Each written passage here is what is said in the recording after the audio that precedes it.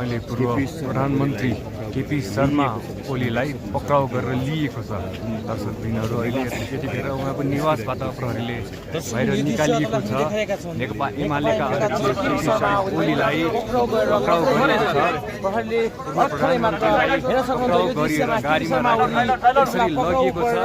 जाँदै हुन्छ यो अगाडि लगेको भ्यान छ, दुईटा भ्यान छ, त्यस पछाडि केपी शर्मा ओलीको गाडी देख्न सक्नुहुन्छ। केपी शर्मा ओली तीनवटा गाडी प्रहरीको नियन्त्रणमा जाँदैछन्।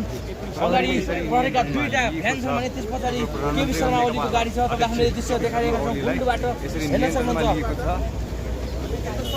केपी शर्मा ओली यो सम्भवतः यो गाडीमा हुन सक्छ। दर्शकबिन हामीले देखाएका छौँ। प्रहरीले छानबिन गरेको शर्मा ओलीलाई यसरी नियन्त्रणमा लिएको छ।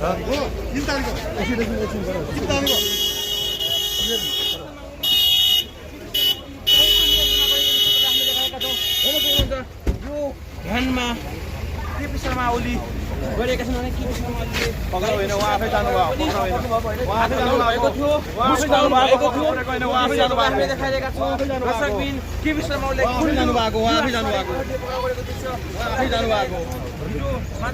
नेकपाले विज्ञप्ति जारी गर्दै पत्रकार मन्त्रीले देखाएको भन्ने प्रहरीले गरेको थियो भने यद्यपि त्यस्तो देखिएन। केपी शर्मा ओलीलाई अहिले प्रहरीले नियन्त्रणमा लगेर लिइसकेको छ। रमेश रेग्मीलाई पनि नियन्त्रणमा लिएको भने हामीले जानकारी पाएका थियौँ भने त्यसमा केपी शर्मा ओलीलाई पनि लगिसकेको छ। यो दृश्य हामीले देखाइरहेका छौँ। हेर्न सक्नुहुन्छ गुन्डोबाट ताजा दृश्य हो।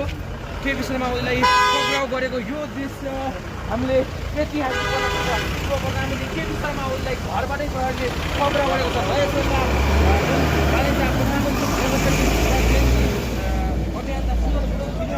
पक्राउ गर्ने भनेर जुन निर्णय गरेको थियो त्यसको लगत्तै आज केपी शर्मा ओलीलाई पक्राउ